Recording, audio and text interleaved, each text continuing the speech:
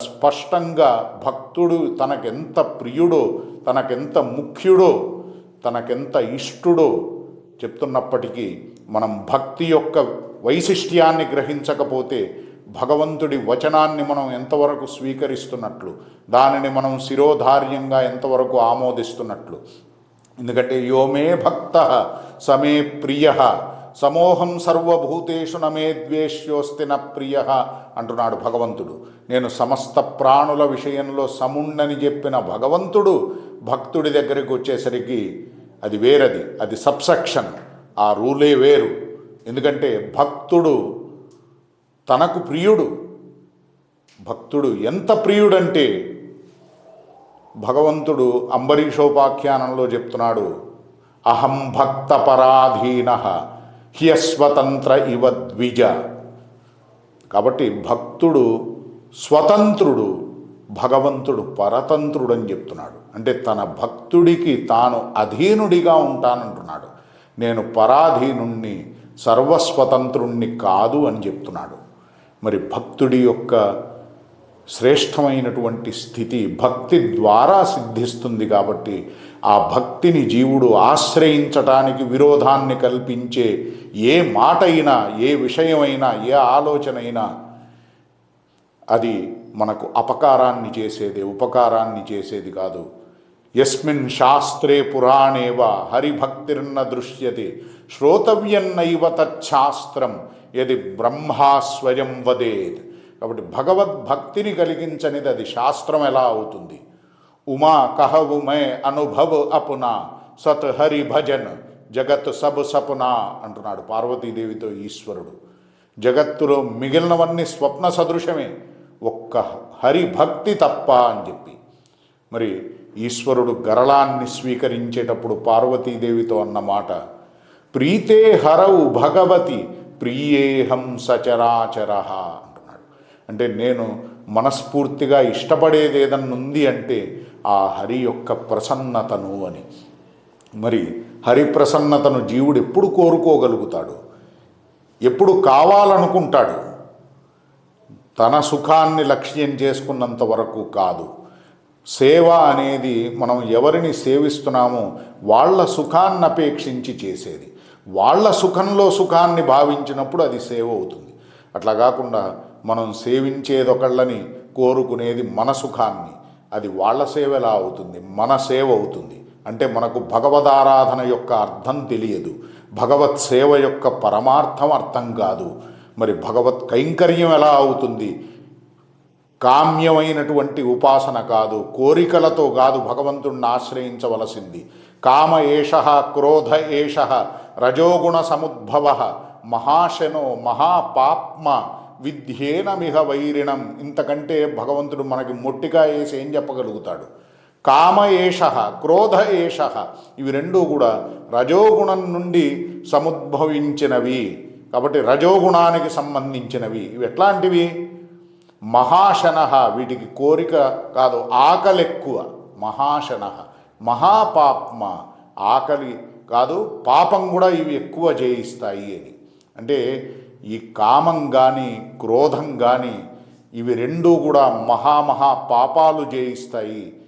వీటి ఆకలి తీరేది కాదు. మరి ఇట్లాంటి వాటికి లోబడి ఇవి మీ శత్రువులని తెలుసుకోకుండా వీటి బారిన పడితే నరకాన్ని స్వాగతిస్తున్నట్లే అని భగవంతుడు భగవద్గీతలో హెచ్చరించిన ఇంకా మనం కోరికల వెంట పరిగెత్తటం ఏంటి? భగవద్గీత పేరు చెప్పటం ఏంటి? భగవద్గీత యొక్క ఉద్దేశం శరణాగతిని బోధించటం, శరణాగతి శాస్త్రం భగవద్గీత.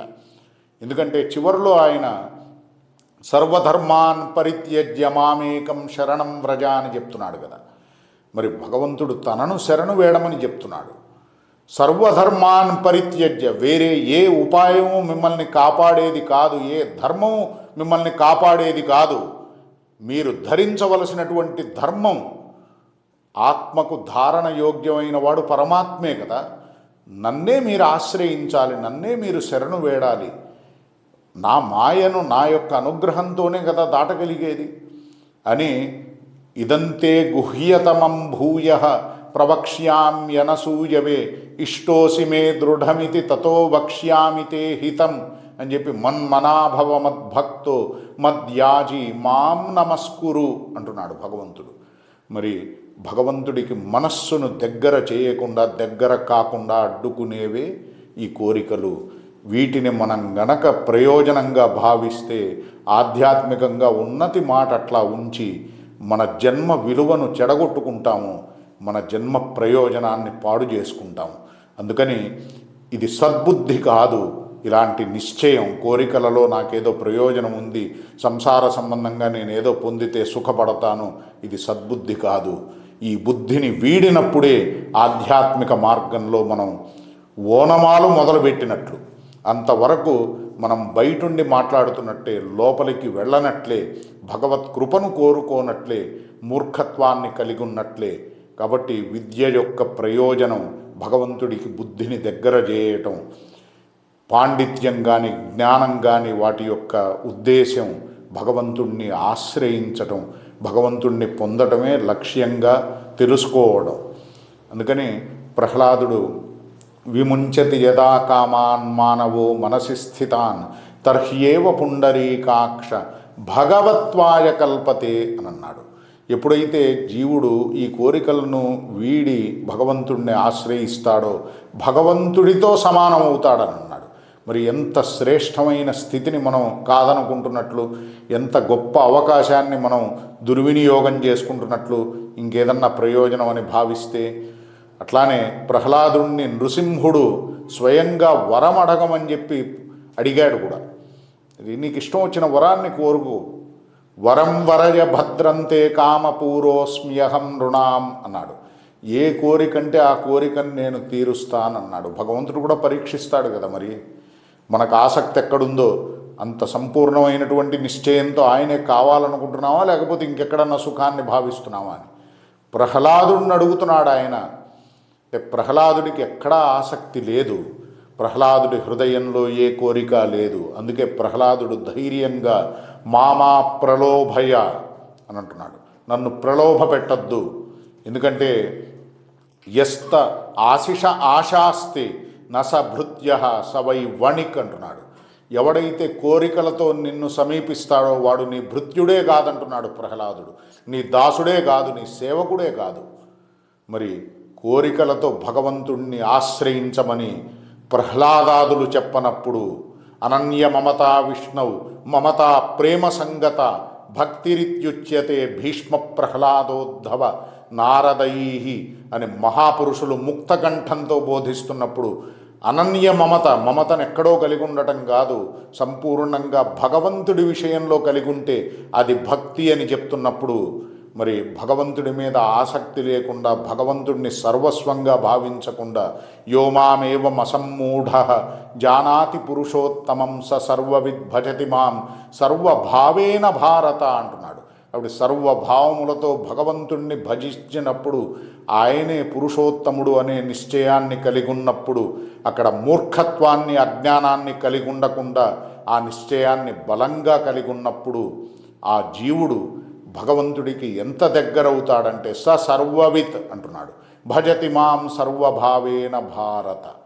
కాబట్టి సర్వవిత్ అంటే వీటిని వాటిని చదువుకున్నవాడు తెలుసుకున్నవాడు కాదు. పాండిత్యం నిర్విద్య బాల్యేన తిష్టాసేత్ అంటోంది ఉపనిషత్తు. కాబట్టి భగవంతుడి దృష్టిలో సర్వవిత్ అంటే ఆయన్నే సర్వస్వంగా భావించే నిశ్చయాన్ని కలిగి ఉన్నవాడు అని.